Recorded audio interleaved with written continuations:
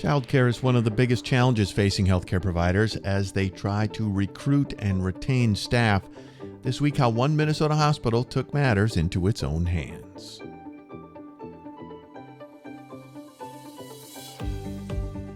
This is Hospital Matters, a podcast from the Minnesota Hospital Association.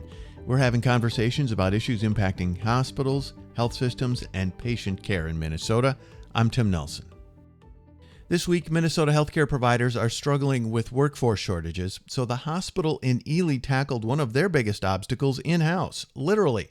A house near the Ely-Bloomenson Community Hospital was converted to a daycare center to make it easier for providers to balance parenting and their jobs and boost worker retention.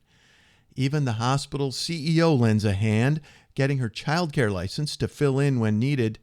We'll hear how it works from three people at EBCH.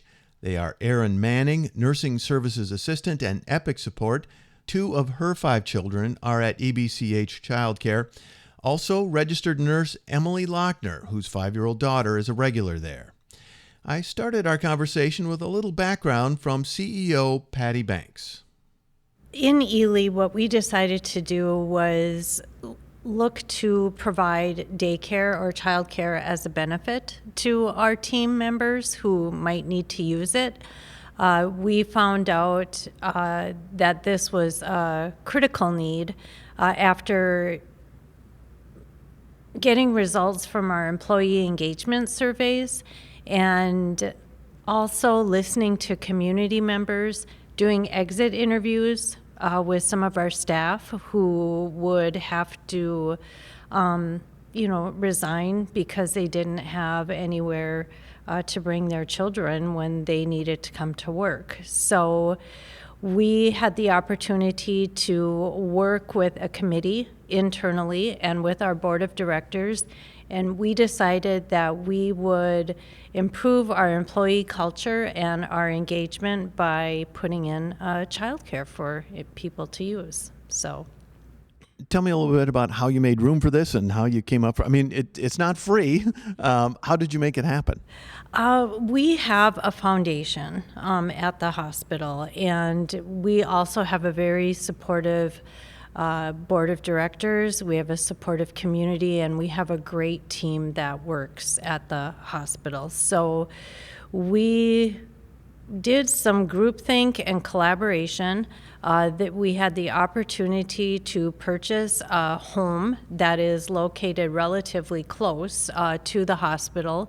So what we decided to do was work to purchase the home and then become licensed as the EBCH family daycare, and we are able to do the daycare services off-site but close by the hospital that way. So, and we offer it as a benefit.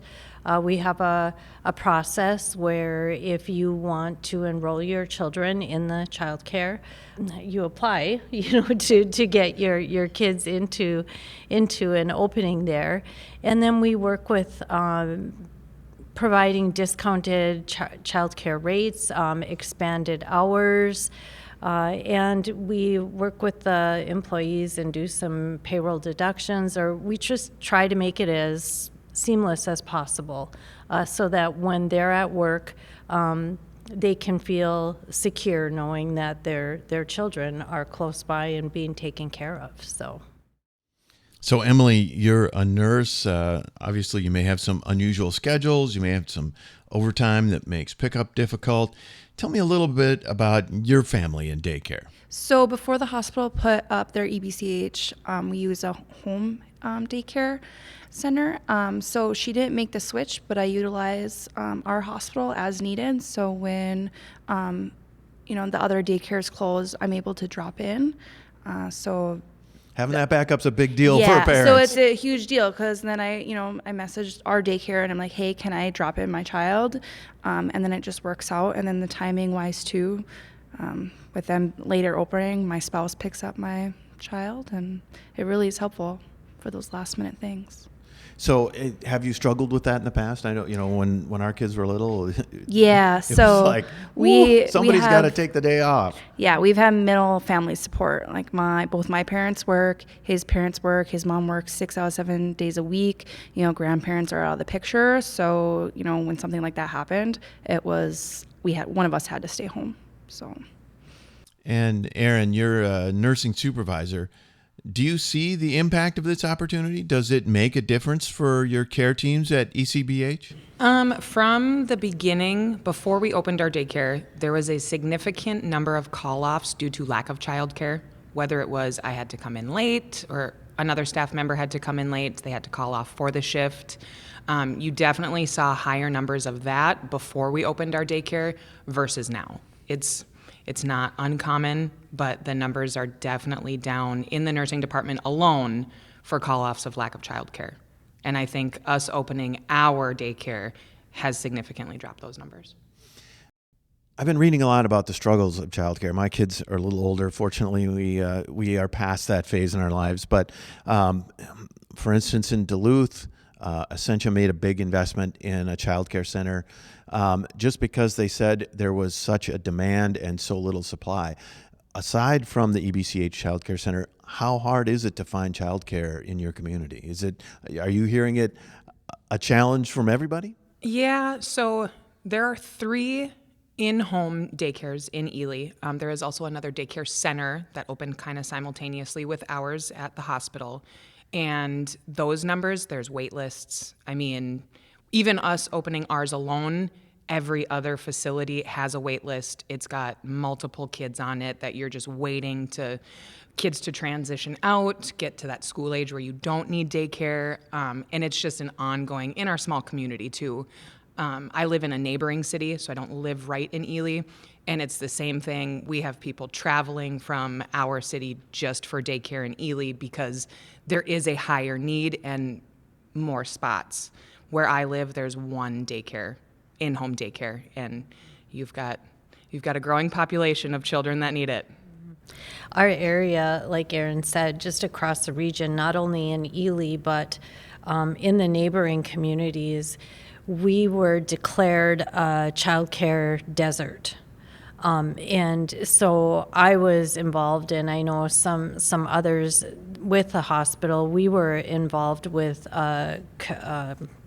the city of Ely put together a daycare committee so that we could work on approaching different options to meet the needs of the young families, because for a vibrant economy, you need young families, and that also supports our workforce, it supports our schools, and it supports keeping our area a great place to live. So. And how does this fit with the rest of your workforce efforts? I know, we've put out a workforce report at MHA. It said, as many as, 1 out of 6 or 1 out of 7 jobs in Minnesota healthcare is vacant right now. Tell me a little bit about how workforce recruitment and retention is going for you.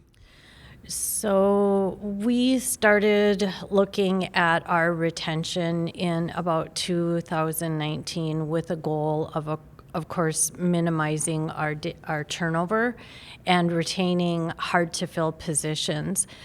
We went from in about 11 or 12% turnover rate back in 2019 to right now we are at about a 1.5% or 2% turnover rate. There are still some positions that are just challenging to fill, just because there's shortages in diagnostic imaging and lab, I think just across the state. But it has really helped us minimize our cost and our dependence on contracted staffing. I believe our team and our culture are a lot more positive. We've been able to help them maintain or find a better work-life balance.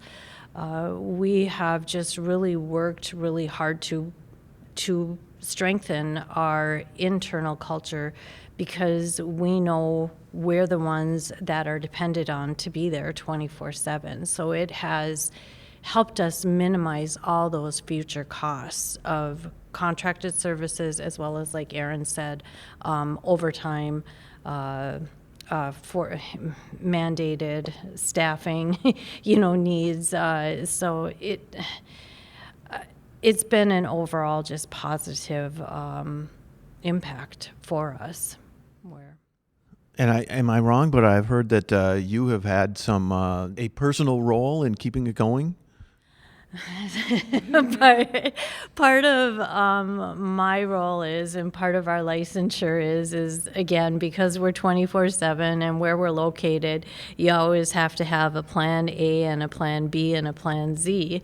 So when we became licensed, I am a licensed child care provider. So if somebody like Emily needs to work longer and we have to expand our hours, that means that I would, backfill and jump over into the child care center and help take care of whatever kiddos are there. And Emily, you talked a little bit before about family support and being a working parent.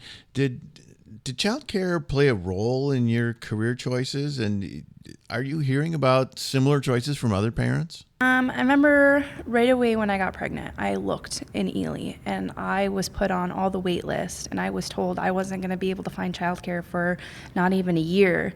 And what ended up happening is the one that we currently use, they pulled their kid out last minute, and they're like, well, now I have a spot for you.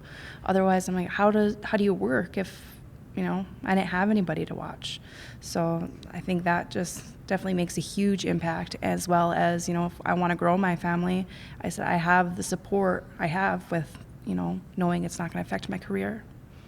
Fantastic. Mm-hmm. Well, that's a great story. I hope you have continued success with that. I hope so. All right. Thank you much. Again, that's EBCH CEO Patti Banks, along with nurse Emily Lakner and nursing services assistant Erin Manning. I'm Tim Nelson, and you've been listening to Hospital Matters from the Minnesota Hospital Association. Join us next time for another look at issues impacting hospitals, health systems, and patient care in Minnesota. Thanks for listening.